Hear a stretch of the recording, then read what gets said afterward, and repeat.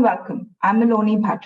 All organizations, companies everywhere aim to extend the impact and the reach when it comes to what they do, whether it's business and increasingly now when it comes to culture.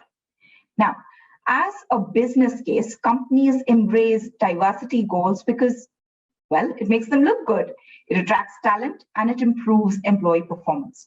When companies champion individual development and inclusion of different employee categories, they power the idea of equal opportunities for all. But to emphasize on just the business case arguments to implement diversity and equity goals seems a bit short-sighted.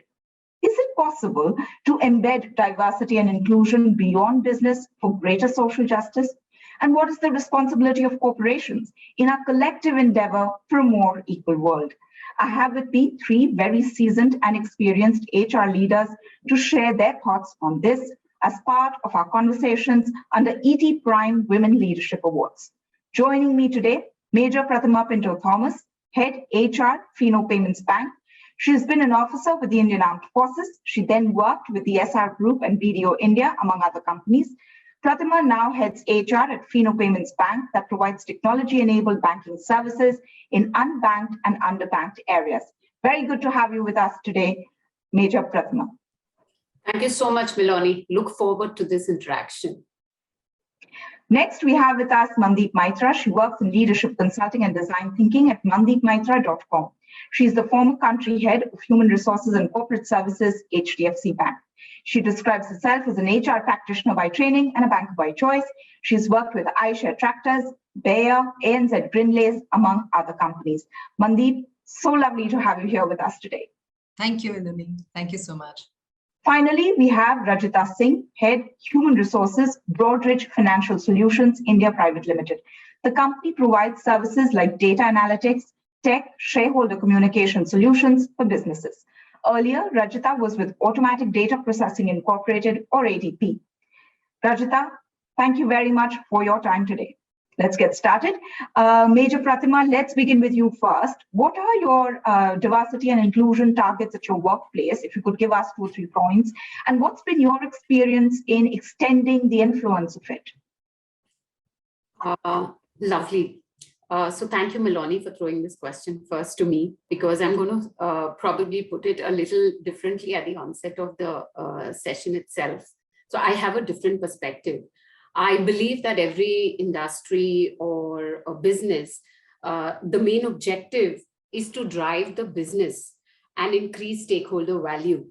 So if we ask businesses to drive another objective, or an objective like embedding diversity and inclusion beyond the business, there could be resistance. Okay, they said, especially in today's world, when it comes to survival of the fittest in this entire pandemic time, the focus on the management or the pressures on the management to deliver value to stakeholders, thinking beyond business becomes very, very stressful also at times, So I feel we have to embed diversity and inclusion within the needs of the business.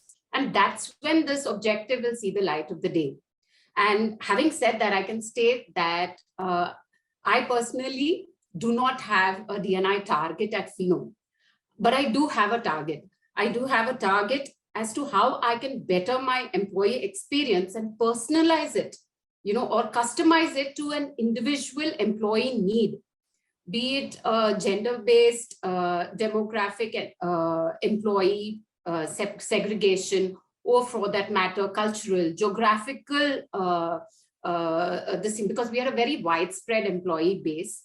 And also our structure has very different demographics when it comes to certain skill sets or the roles that employees play.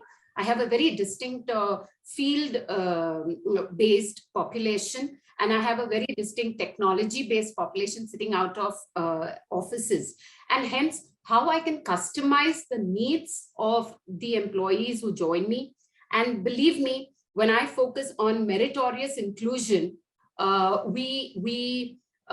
can tell you very proudly that we have standards of the ratios either at the industry level or probably beyond the industry level just aiming at, the target experience that I want to give to an individual employee, because the spread of the word of mouth has enabled me to get a diverse culture out here very naturally.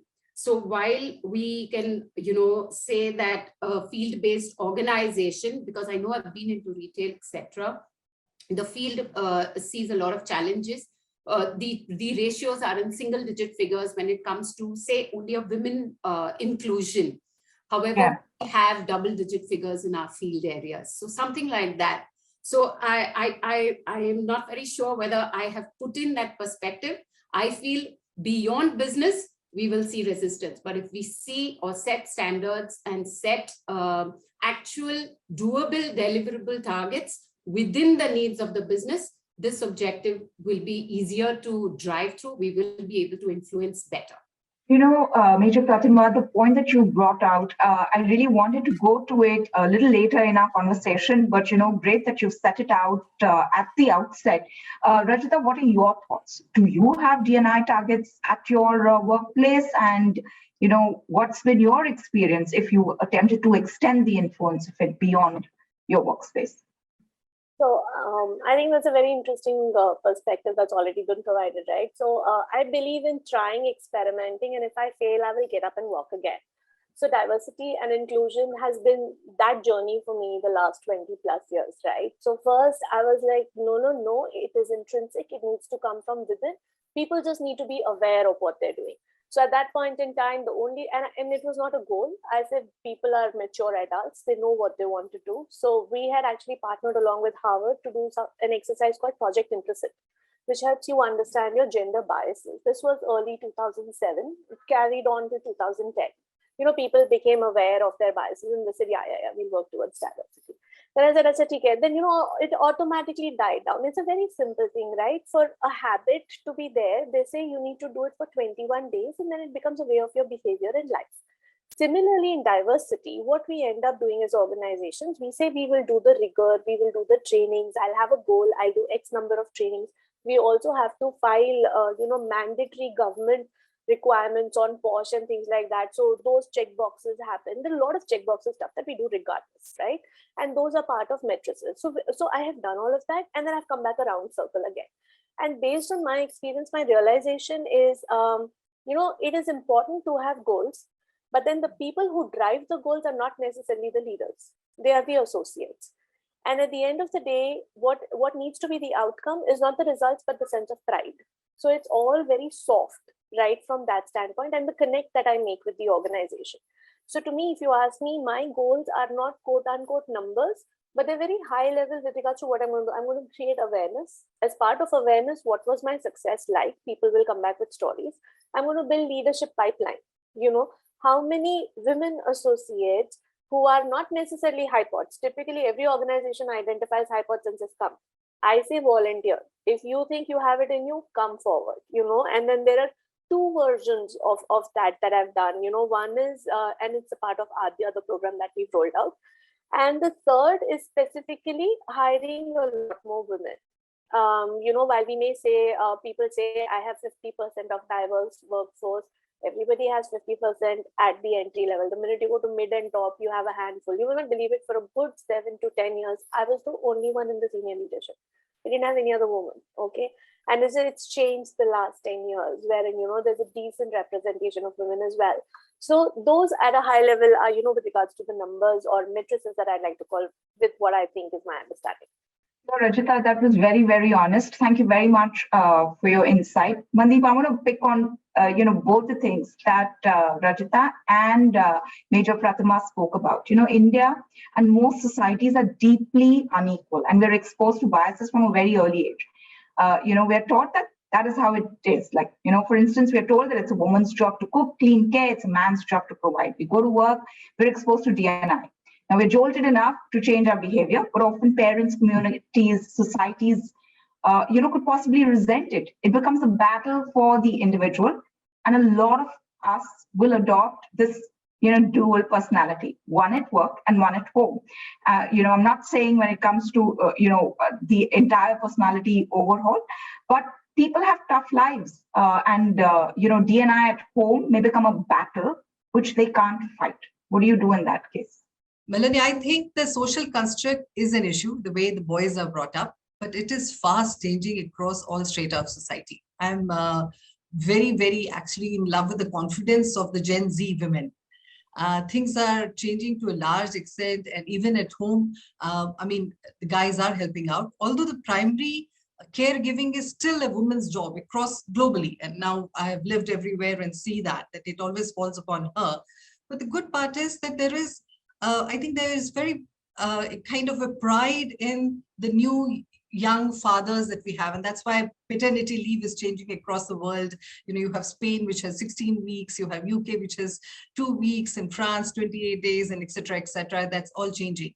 So I personally think that although when the pandemic happened and it actually put light on the fact that who is managing the house, and the men had to actually kind of help out, this social construct across is changing so much. I'll give you an example of a tier 4 city in MP. I saw a marriage fair, okay, where the young girls, tier 4 city, Gen Z, coming in and they are dressed up in jeans and they're actually asking the guy, "Kitna kamate ho bhai?" So they were so, I was telling my husband, I said, I have real good faith in these girls, because they are going to define how the balance in this couples post-marriage, etc. remain, because they very well know that their career intentionality, they had intentions to be a career people. It's not like I will manage home, you know, either or I will work. They know that, and I will work.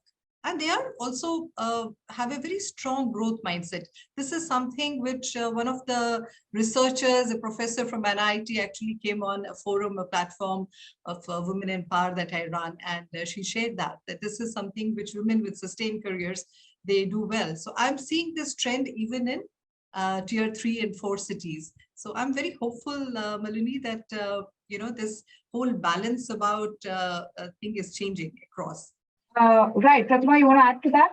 So I would just like to add to it that, you know, Mandeep just mentioned the tier 4 town.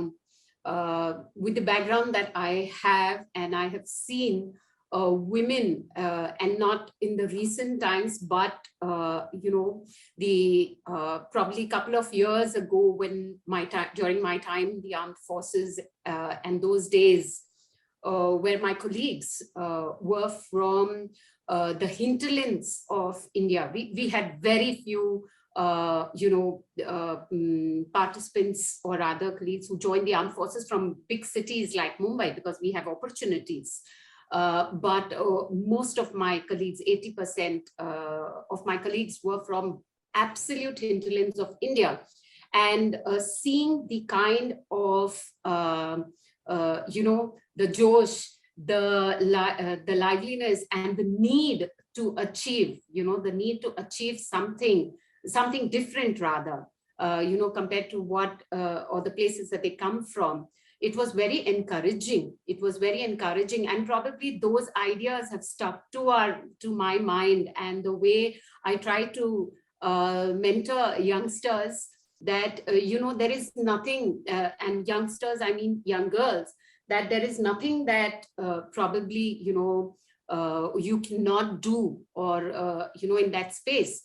In fact, try and reach out for support within your social ecosystem, your families, your friends. That's when you will be able to do much more than what you can even aspire to do. You know, we women tend to kind of say, okay, I want to do it all. But when you need that support system, and you have to build and work on that support system, be it your office space, or be it your home, your friend circle, your social ecosystem, you need to create that and give in as much as to take. So I guess it's a mutual relationship that you need to learn to build over a period, and organizations do evolve, you know, as we grow. Right. And being in the armed forces and then working at corporates, what was the cultural shift for you? What did you see when it comes to diversity and inclusion? Did you feel that, there is a monoculture sometimes in organizations, of people who work are people like you, but that may not have been the case when you were with the armed forces? Absolutely. I feel each business model or each industry has its own unique challenges. Today, as we speak, it's 30 years when the armed forces had first introduced women in the non-medical cadre, in the Army and the Air Force and the Navy. And these 30 years haven't been just the same as it was in that first year in 1992, when the first batch of 20 women officers were inducted. It's changed, it's evolved. Okay, so we cannot, as women, I believe that, or rather as takers, we cannot expect that things should be set up for us before we reach there. We need to go, we need to ourselves participate, push ourselves to be there and create the infrastructure for the others, because organizations can only preempt and prejudge as per the traditional thought process. But that may not change, or rather it will take years to change. But if a woman feels or expects that, when I'm there, I need to have that kind of infrastructure. When I'm in the field areas in the Army, if I would have expected that kind of infrastructure to be there for me, probably things would not have gotten started at all. But only once I reached there, and probably the numbers increased thereafter, the need for that infrastructure was studied, was researched upon, and that's how the numbers grew from that first batch of 10 to 20 officers. Today, as we speak, OTA commissions approximately 300 women officers in each batch. So that's how organizations evolve. Similar to that, when it comes to businesses outside, at first, when I came out, I thought probably, yes, I am a Mumbaikar, but when I came out, I thought probably it's going to be, a lot different from what I saw in the armed forces, where probably at most locations, I was a single woman officer there, or maybe one or more women officer in the whole station. But when I came into the corporate world, I realized that it's probably as bad as it is. In a couple of organizations, it was probably just the 2%, 3% of women leadership. And like how Rajita mentioned, the funnel grew vertically, steeper and steeper. But thankfully today, like, a retail format, where employees have to move out on the field, etc. In those days, because of the absence of toilets, because of the absence of infrastructure, those organizations genuinely could not hire or employ women at a mass scale. But today we have so many basic app-based platforms which help me locate a toilet. This thing, you have the Clean Toilet app, you have the Toilet Finder app. These are very practical reasons why organizations can or cannot hire women, maybe in field areas. But somebody has come up with a solution today. And organizations like ours do take advantage of such platforms and everything. And we try to educate, maybe not informally, but informally, we try to educate our employees. Why don't you just download this app? When you're in the field, you will have access to probably knowledge on where is the local toilet, because we don't have local offices. We are a digital company, but we have employees on field. So it has evolved, and it will take time. The fear of not having the infra or not having the support should not stop a woman from getting into it. You go there, you create that support for the others, and many more will follow. Be your own path breakers, I should tell the woman there. Pratima, this lack of toilets resonates with all of us who are field journalists and who are women. I mean, it's still a problem, but as you say, the apps have made a difference. But yes, what's kept us going is our passion for a job, and I think that's how it is for a lot of women. Rajita, I want to come to you. You spoke of metrics. How do you measure that the impact of diversity and inclusion training at work is being felt outside the confines of your office? Or, is it even something that your organization considers? So I think we don't consider it from a metric standpoint, but we consider it from a doing standpoint on what we have done and what we have accomplished. So we have been working even, so we IPO'd ourselves in the year 2007 as Broadridge, right? At that time, we had no identity. People didn't know what was the name of the company, and there was a lot of uncertainty. And for an organization who needs to focus on, how's my business going to be regular? How am I going to pay my people? Am I going to continue to sustain my clients? At that time, we gave a commitment to the community, wherein we said that we are going to look at girl children, not only for, against child labor, but educating them. So we were the first to set up residential bridge camps in an urban area. There are certain bridge camps that are done most of the time in the rural areas, but there is a lot of, injustice happening for kids still in the urban area. So we set up one bridge camp in Hyderabad, and a few years back, we set up another one in Bangalore. You will not believe it, the amount of resistance we got from the society. So, success for us was letting their parents allow them to study, let them come, let them feel safe in the bridge camp. Their entire education. So what we do is, these are kids who've never studied. We have an 18-month course curriculum, which is recognized by the government. We bring them up to speed. We segregate them in four sections, and then we provide them for education and mainstream them into government. It's not just doing a one-time activity. So when they're with the government schools, we continue to handhold them till they pass out of 10th. I'm very proud to say that in the last 10 years or 15 years, we've got more than 3,000 girls educated. Some of them have turned out to be IAS officers, nurses, doctors, police, and police constable. And one of them is still studying law, and a couple of engineers. So I think that just goes out to say, so that is success for us. And that is not a metric that we track. That is just something how we want to do it. Mandeep, you've been hearing a whole lot of these conversations. Do you think we can monetarily incentivize behavior that fosters greater diversity and inclusion beyond one's place of work? Whether we should, that's a question that I have. I don't think we should. I think ethically, I am not in favor of us actually doing that.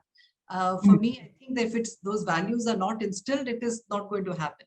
Coming back to the data, we are circumventing the bigger issue that how diversity is actually, is it a strategic imperative, and is it something which is defined in the organization by the CEO and the senior management team? It is not something that you tell HR people, they go play, do this, and each of the HR person puts it in her KRAs and says, this is what I'm trying to do. Women have improved the number of people, because that is a statutory thing. I think we are missing the point, the larger picture about what diversity means. Is it about gender? Is it about, are we talking about ageism? Is it about LGBTQ? Is it about people with disabilities, which are now called the people with determination? Are we adding what kind of people? When we, the last 10 years, I have had the fortune to work in different countries, and I realized that the Western countries where there is an aging population, they are actually increasing the retiral age. They are trying to actually have policies which says, can we have more silver grade population coming in the workforce? So diversity is actually defined in a very, very different way. When we talk about incentivizing it, I don't know about that. But when it comes to inclusion, how can every company talk about whether it is larger companies going for supply chain management and trying to say that how can we include the suppliers and the consumers and things in our initiatives? Or as I remember from my erstwhile organization, HDFC Bank, we were doing everything in an operational hub in Chandivali near Powai. And we had a very dynamic IAS lady who approached our Andhra head, our branch banking head, and said, we would like to do something around the area of Tirupati, because there is a village in the outskirts where no family has anyone which has gone into a company to even work. So we decided to actually, create a hub there where the account opening form, the processing operationally would be done there. All these girls were the first breadwinners of their family, and we as a bank, we earned so much goodwill and saved costs, because in Tirupati what they were getting paid, and they were the only ones in their family, which is this thing. So you can imagine the bank saved costs, earned so much goodwill by getting inclusion by the villagers, which is near about in Andhra, in a small village, in this thing, which happens for a lot of companies, which they do it in their local areas. So I think inclusion is there. I won't incentivize it, but I think what CSR does to all corporates, Melanie, is people try to save the fact that they get tax rebates, or the fact that there is so much goodwill which is being spoken about, or they globally, I have seen that they save themselves from paying fines, or getting attacked by the activists about what they are doing, because there is so much talk about sustainability and diversity by shareholders across the globe now. So it becomes very important that we do track that data metrics. We do keep it there and see what are, and one of the way you can name and shame an organization is if you put all the companies in its competitions and saying, how many women do they have? If we can compare our profits and revenues, why can't we compare that in the managerial ranks? ABC has, which is in our competition, has so many, and we only have so much. If it is below the targets, I think there is serious accountability for those people in leadership. And that is very important. So I personally think that the metrics, I was so impressed with the companies overseas, the way they were tracking it. And I felt that we were part of such large organizations where it was never a CEO driven initiative. It is something HR people did. But fortunately, I see now, Maloney, that a lot of it, that awareness is getting created, and the education is there, that it's very important to the shareholders. And there is a fire now everywhere. People are appointing DEI officers, and HR heads have this special number 25 by 25 and things like that coming over. So I'm very bullish about the awareness, and it's like CSR, it's going to really catch on. And yeah, I think it's a good thing, to talk about the fact that there are companies where women are not adequately represented, that people, as you said, people with disabilities, now called people with determination, they're not adequately represented. Your office is not really reflecting the society at large. In some ways, it is a good thing. But I think as Pratima, Rajita both have said that there are certain challenges. Pratima, I want to come to you. Boards of companies play a very important role in driving investments and progress into diversity, inclusion, and equity.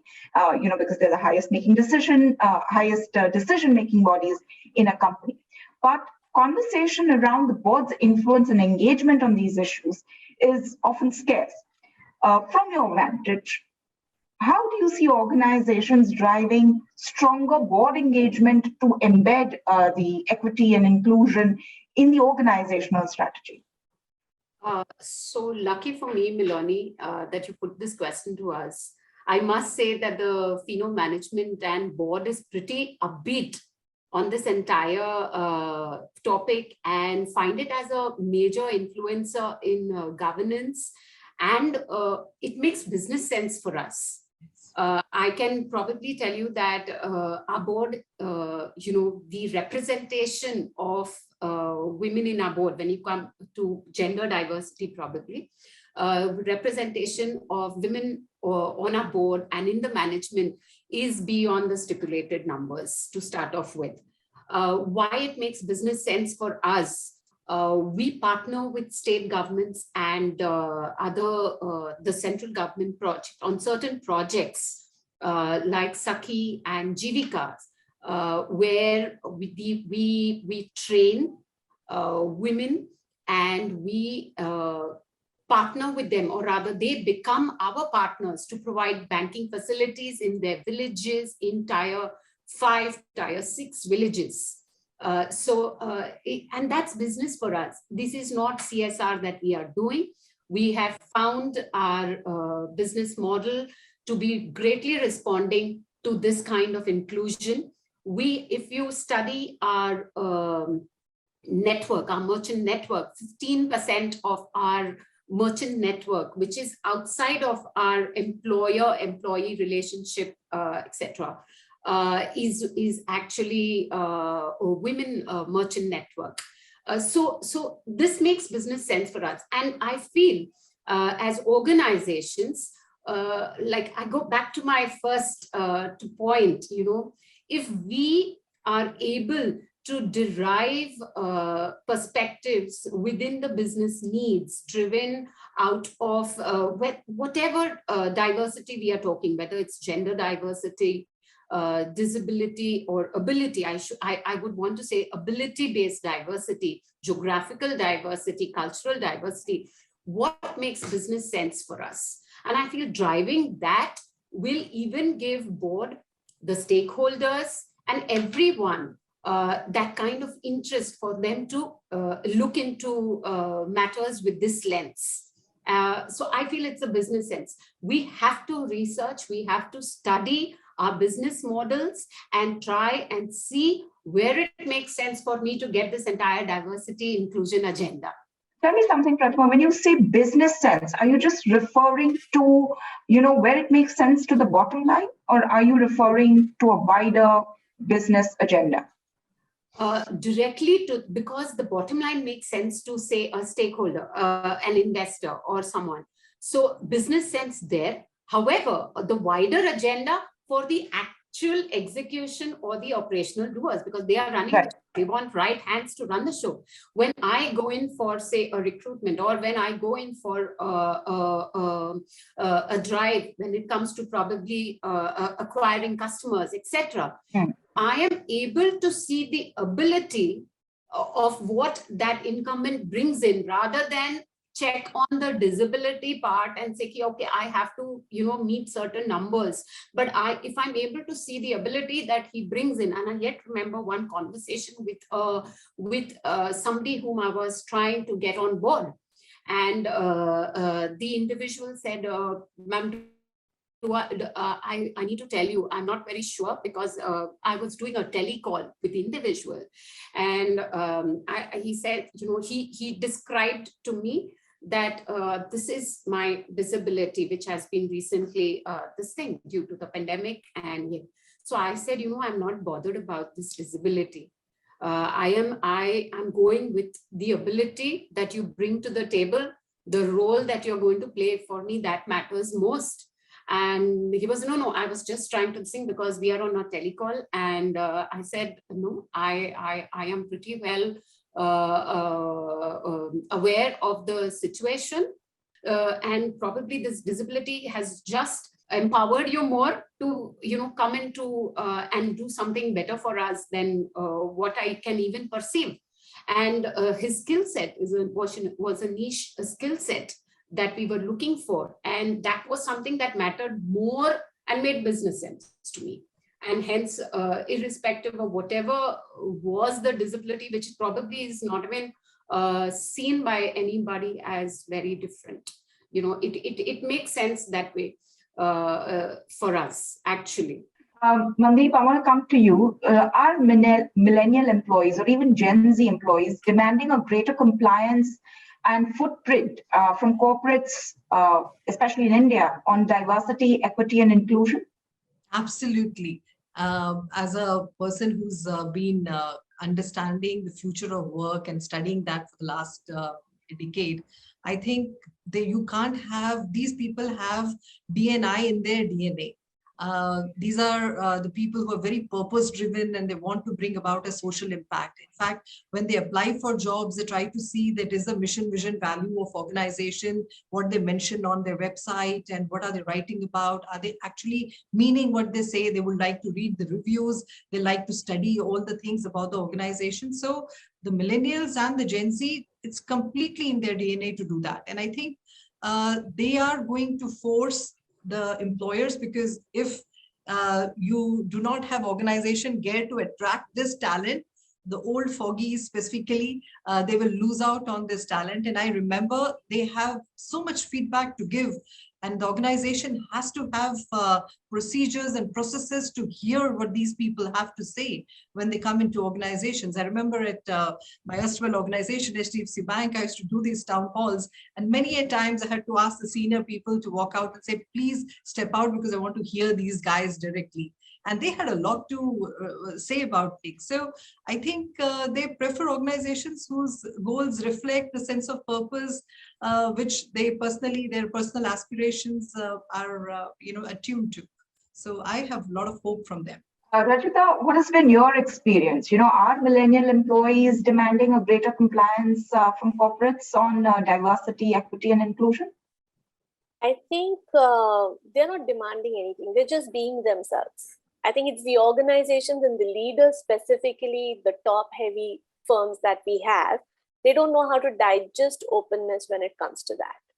I think the issue is, and there are a lot of researchers that have come in from 2015 till date, and, Kathleen Bailey, who's working with the King's College in London, she's published a lot of papers which talk of meaningfulness at work, okay?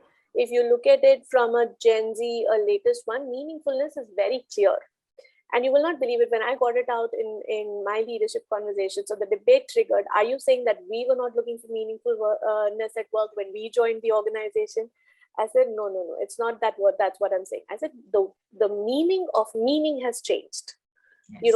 When we came in, we had a particular exposure. The world today has a very different exposure, and they understand what they want, how they want.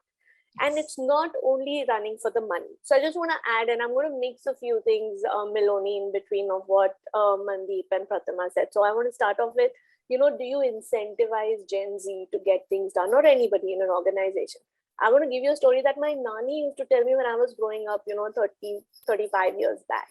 And the story was, beta, ek baar na, there were kids who were playing, in the lawn, and they would make a lot of noise. And there's this old person who's staying there, did not like the noise. Okay, but couldn't say no because he used to love the kids, because the kids used to frequent, his house. So what he said one day, he said, I'll give them 1 rupee. Us zamane mein 1 rupee was a lot of money. So every kid would get 1 rupee and say, come make the noise. They religiously did it for a week. Okay. And then it continued. Then after that, he continued to give 1 rupee. But then these ones were like, hum roz aate hain, hum roz itna shor karte, 1 rupee badhao. And he said, nahi. Automatically, that motivation to come and make the noise in the lawn went off. Okay. And he got what he wanted. At the same time, he didn't do it. So the point I'm trying to drive is, while I will do it, money is, there is a saying, na, jitna bhi kar lo, kabhi wo nahi hota, zyada nahi hota, kam padi jata kahin na kahin. So I think the impact is that never use monetary incentivization if you want things from the root cause. And this is a cause. This is not an initiative. It's not going to happen overnight. Right? So for the organizations that we have, when we roll out things, we say, we want to fit, people into the organization. I think the approach needs to be, the organization needs to be able to fit people, because that's where people are coming and performing. But also, Rajita, do you think that is also driving this, big wave of resignations that we are seeing? Because now people are saying, hey, you're not fitting me. That's right. That's absolutely right. And that's the reason. And I think I just don't want to call it from an organization setup. I think it's a lot of psychological behavior also that's happening in people right now. Priorities have changed. Mindset has changed. If 2 years back, Broadridge never worked from home. Okay. And immediately when the pandemic happened, kudos to the entire shared services team. Within 4 weeks, we had 4,000 offices across India. Everybody's working from home, send them all the infra, do all of that. But the fact is, we invaded homes. Okay. We did not seek permission because we wanted business to be, just functioning the way it is. So while we did all of that, I think, and that's where people are coming back and saying, when home is accommodated work, and if I'm allowing you to go, you should allow. Yeah. So where do I go, for my leisure time, my safety net? Where is that? You've eaten up all of it. So I think that's where the diversity and inclusion thing, I think we're missing the point over there. We'll get there, but great resignation is more of a distortion, in my opinion, honestly, because, every company is desperate to hire. So we will get across this in the next 18 to 24 months for sure. Nothing stays ever. So it all moves on. Yeah, go on, Mandeep. Rajita comes up with the most honest opinion.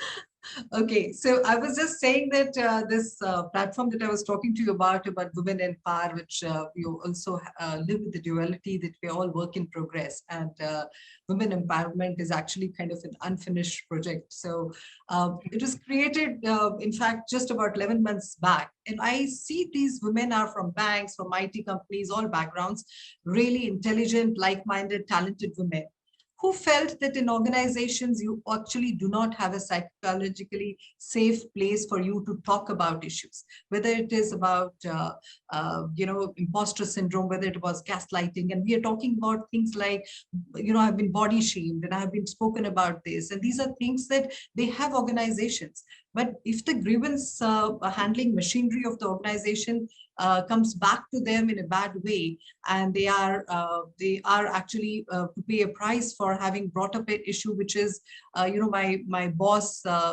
doesn't listen to me, or he talks over me in meetings, or one of the girls actually in a meeting said that he just puts his hand when I try to talk. And I thought, nobody actually ticked that guy off after the meeting. He's a baby boomer and he tends to do this to this HR head all the time. So you can imagine the kind of stories that came up, and actually they're all on YouTube. Some of you girls should check that. It's by invitation only, but it's a good group which has been growing from 30 odd, which started in 300. And I'm listening to each powerful story. These are women around us. It's not just those women who broke the glass ceiling. These are women who are today 15, 20 years experience. They're knocking on senior management doors, but they have a lot of things to share about what has been happening to them in their journey.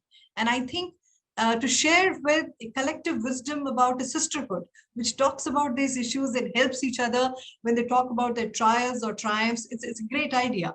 And we started this, and it's been going on, touch wood, and we're going to finish 1 year in March, and it will be nice to see that these are the issues which women are actually going through day in and day out. More power to you, Mandeep. I hope that women are now able to speak, even if it is at forums which are closed and slowly perhaps open up. It's difficult, I think, for a lot of women to come out there and talk about a lot of these issues, because every one of us is scared. How is this going to impact my career? Am I going to get that raise? Am I going to get that promotion? And I think all of those questions loom, because all of us have bills to pay and all of us have families to take care of. My final question to all of you, and I want to start with you, Major Pratima. Currently, companies are setting up their own diversity agendas. And, though you've, said right at the beginning that diversity should make business sense, do you think there should be a common minimum benchmarking at a policy level for diversity, inclusion, and equity?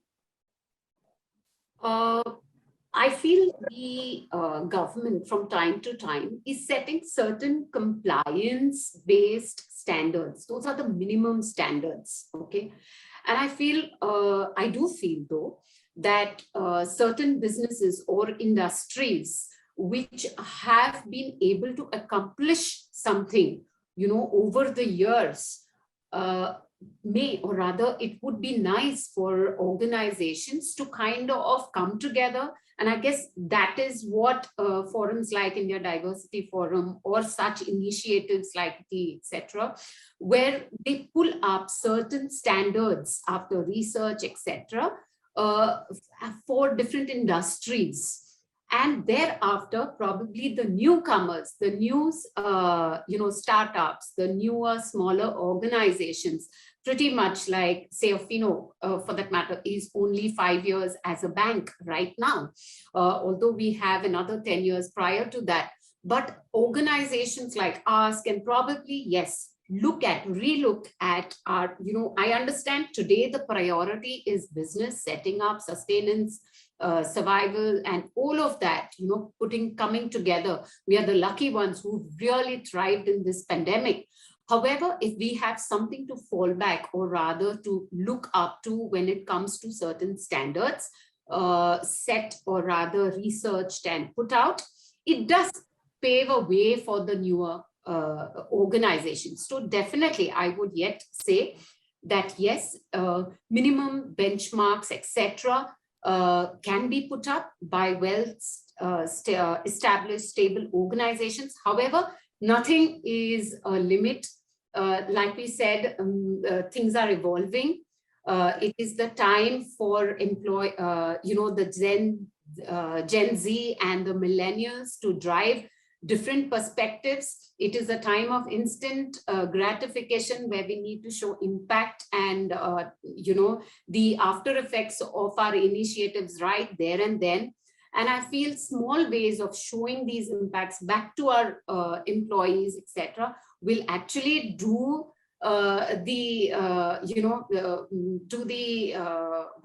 give us the results rather than only setting up certain policies. It's Right. more about getting into the shoes and running up for the objective. Yeah, that's a good point. Rajita, your views on this? Do you think companies, there should be a minimum benchmarking at policy level for diversity, inclusion, and equity? I think that should be there. The reason I say that is it's just like, when kids are growing up, you have parents who give you a discipline that, so and so time, this is your schedule, this is how you do. And that's what, as an organization, you're given the system and the structure. But I think organizations also need to be able to celebrate the change and call out the hypocrisy. What I mean by that is, it's a great thing. I mean, if you ask me, you ask anybody else on the panel as well, we have great numbers. Okay, 50%, 25%, good representation on the board and things like that. The board is equally involved.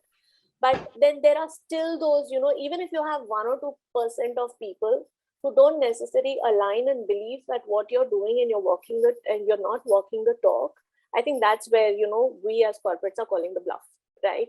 And for that, for us to do, I believe that we need to measure how is our prohibitive voice doing in a system. So what I mean by that, there are 2 types of voices. One is promotive voice, the other is prohibitive voice. This essentially comes to you from your associates. And when that voice, prohibitive is something that, I'm going to talk about something which the organization is not going to like, but I still want to talk about it. And it's not about whistleblowing. It's just about being able to talk. Mandeep, you gave an idea that, or you mentioned that when you did town halls, you asked the leaders to go. I want the leaders to have the spine to sit in that meeting when people are talking. That's when I say I'm actually listening. I don't want to become a postman doing that. And for that, Miloni, what I want to do is I'm working on a Trinity framework. So you'll say she's very heavily influenced by Hindu mythology and things like that. I can't help it. So, the organization, the board. I actually thought of the Matrix. Oh, you did? Yeah. But okay. So you can see what my influences are. Perfectly fine. So I think it was, we're talking the same thing. So almost, right? So that's what we will, work on. And I think that helps an organization get there rather than just have a policy and procedure in place. So it needs to be a lot more with depth, not just, lip syncing kind of thing. All right, Mandeep, final comments. Should companies set up, all companies setting up their own diversity agendas? Should there be a minimum benchmarking at policy level? As Pratibha and Rajita have already said that, we do have broad guidelines given by the government anyway. But I definitely think that the new age industries and the startups and those with high obsolescence will anyway embrace D&I very easily. The older organizations which have challenges of manufacturing or infrastructure where it is not too, they do not attract too many women, although we're putting so much money as the government into it, and even the country's largest employers, railways, has only 7% employees. So when you look at that, they still have an issue. But one of the numbers which while I was talking about it, which hit me, was 47% of the MSMEs actually in India have women CEOs. So if you look at the top 40 unicorns, including Nykaa and things like that, we have founders, we have CEOs, we have strategic head, we have so many women in them. And this is a great number to have to celebrate, for us. And I think going forward, okay, this is also a loss for the talent for the corporate sector, because women are not being held there and they're going and starting. And because of the fact that they are attuned to be multitasking, and once they are in the commercial field, they find it relatively easy to actually get ahead and do very, very well. I just want to leave it with the thought that D&I is not a one-time one-time event. And Yeah. I think it requires consistent and sustained effort by organizations. And definitely, we need to have the top leadership, of every take the share of their responsibility. That is something which is very important. And it's something when you have large organizations, the CEOs really need to see that how is it being driven towards the D&I targets that the organization has and how seriously it is taken. So that's something that I would say as a final word. Right. Well, thanks so very much, Major Pratima, Mandeep Maitra, and Rajita Singh for joining me today, and for this very honest and wonderful conversation. For companies, diversity and inclusion is critical now more than ever, even if it is just to ensure better business outcomes. But by extending reach, celebrating our differences together, that is also important. I think positive culture through companies flowing from top leadership, as Mandeep pointed out, can bring about a change in society, and if anything at all, at least it can make us think about our biases. And I think even that is a win. So thanks very much, all of you, for joining me today and for all your thoughts.